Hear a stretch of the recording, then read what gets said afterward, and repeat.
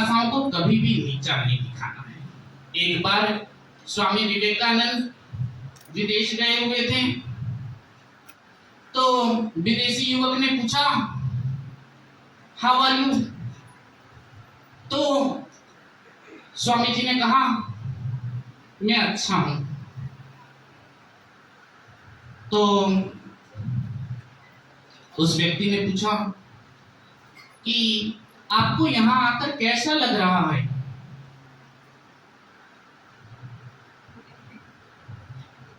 Feeling good, your country is very beautiful. तो उस व्यक्ति ने कहा, स्वामी जी ये क्या बात हुई? मैंने आपसे पूछा इंग्लिश में, आपने हिंदी में जवाब दिया, और जब मैं हिंदी में पूछता हूं आप इंग्लिश में जवाब देती हैं, इसके पीछे कारण क्या है? तो स्वामी विवेकानंद ने कहा कि तुमने मेरी मातृभाषा का सम्मान किया, तो मैंने भी तुम्हारी मातृभाषा का सम्मान किया। मैंने तुम्हारी मातृभाषा का सम्मान किया, यानी तुम अगर किसी भाषा का सम्मान करोगे तो तुम्हें भी बदले में सम्मान मिलेगा। हमें किसी भी भाषा को नीचा नहीं दिखाना है, क्योंकि सब भाषाओं की जननी अगर देखा जाए तो हमारी नानी संस्कृत है, और उस नानी की बहनें ही हैं ये सब ओडिया, बंगला, मराठी, गुजराती, और नानी की पड़ोस की है वो बहनें तमिल, तेलुगु, कन्नड़, मलयालम पड़ोस की ही हैं। तो उन सबको सम्मान करना सीखना है। पहले हमें हमारी मातृभाषा को सम्मान देना है। इसीलिए लिखा हुआ है, देखो कि ये भारतेंदु हरिश्चंद्र जो आधुनिक हिंदी साहित्य के जनक माने जाते हैं, उन्होंने कहा था कि निज भाषा उन्नति है सब उन्नति को मूल, यानी अपनी भाषा को आगे बढ़ाना ही सब तरफ से। अगर आपको आगे बढ़ना है तो अपनी भाषा को पहले बढ़ाना होगा। और बिन निज भाषा ज्ञान के मिटत नहीं को सूल। अगर आपको अपनी भाषा नहीं आती होगी तो आपने हृदय का शूल, अपने हृदय की पीड़ा को भी आप मिटा नहीं सकते। आप लोग यहाँ पर ऑप्शनल हिंदी के भी विद्यार्थी बैठे हुए होंगे। एक कहानी मैडम पढ़ाती होगी, आदमी का बच्चा। उस कहानी में मम्मा जो है बहुत पढ़ी लिखी है, अंग्रेजी पढ़ी लिखी युवती है। वो डॉली को डांटती है कि this is very silly, Dolly ये क्या, तुम गंदे गंदे बच्चों के साथ खेलती हो, ये गंदे गंदे बच्चे। मम्मा अपने बच्चे की परवरिश अंग्रेजों की तरह करना चाहती थी, क्योंकि मेरा बच्चा थोड़ा अलग हो, किसी के साथ जो है मेरा बच्चा न मिले।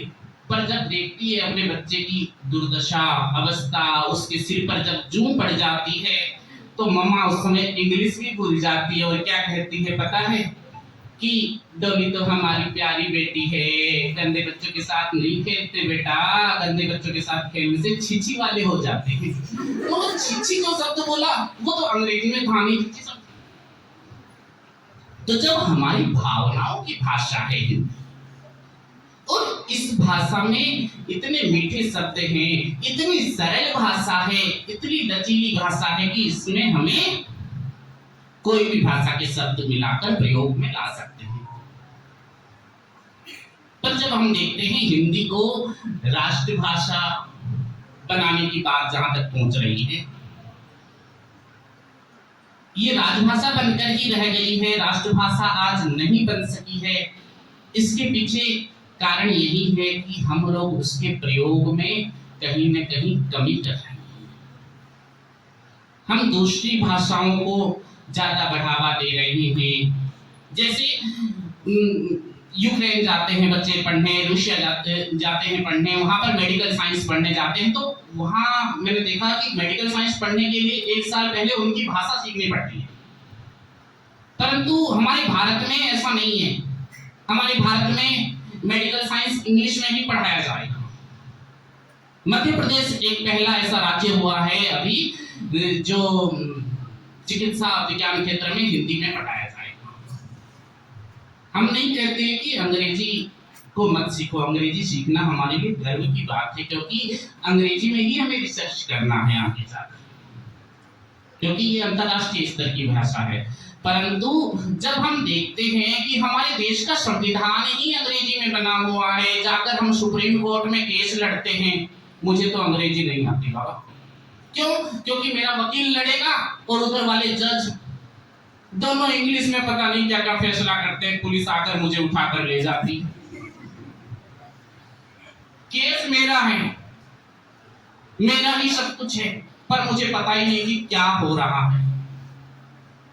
क्यों? वहां का जज जो है हिंदी नहीं जानता, या वहां पर हिंदी जानने वाले जज को बैठाया जा सकता था कि नहीं, या फिर रीजनल लैंग्वेज के जज को बैठाया जा सकता था कि नहीं। और जब हिंदी राष्ट्रभाषा बनाने के पीछे भी, राजभाषा जब बनाया गया उसके पीछे भी बहुत सारे मुद्दे थे। राजभाषा बनाने के लिए उस समय जब विभिन्न प्रकार के डिबेट चले कि राजभाषा किसे बनाया जाए, तो कई लोग उर्दू के पक्ष में थे, कई लोग हिंदी के पक्ष में थे, और कई लोग जो है उर्दू हिंदी मिक्स हिंदुस्तानी भाषा उसको बनाया जाए बोलकर। तो संविधान में सर्वमत पारित हो गया कि हिंदी भाषा को राजभाषा बनाया जाएगा।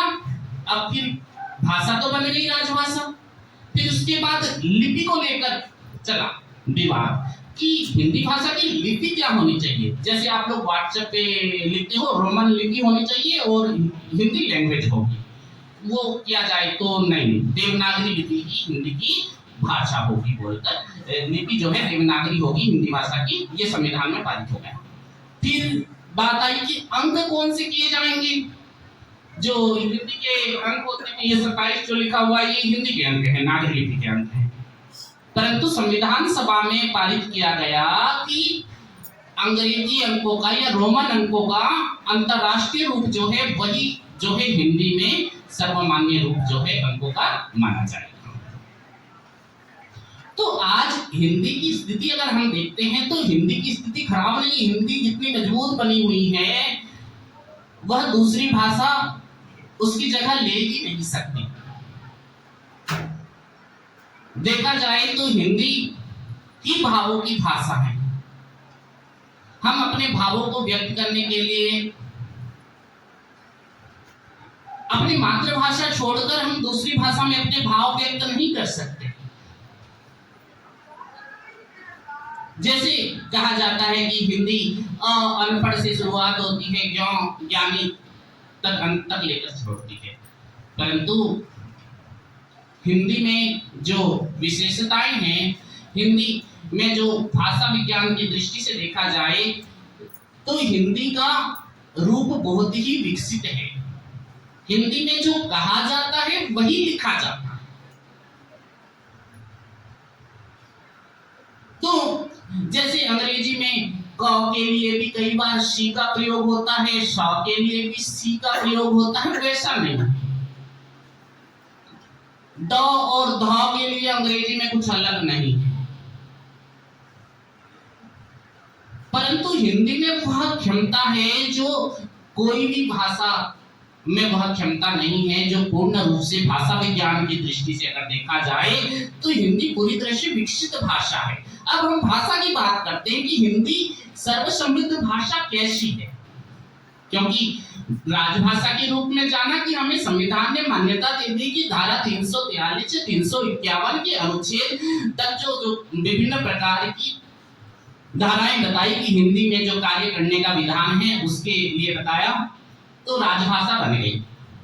उसके बाद संपर्क भाषा के रूप में जब हम चर्चा करते हैं, लिंक लैंग्वेज जो होती है, हम किसी से संपर्क साधने के लिए हिंदी भाषा का ही प्रयोग करते हैं। मान लीजिए आप यहाँ से जाकर कहीं दूसरी जगह पढ़ाई करने जाओगे, या कोई दूसरे प्रदेश का आपके कॉलेज में आ गया पढ़ने, तो आप अगर उससे ओडिया में बात करोगे तो वो समझेगा क्या?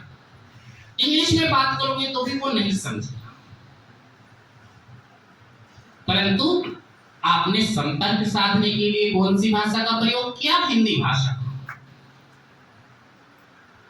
फिर अगर हम देखते हैं कि राष्ट्रभाषा इसको क्यों बनाया जाना चाहिए, क्योंकि देश के बहुत बड़े भूभाग में बोले जाने वाली और समझे जाने वाली भाषा जो है वह है हिंदी।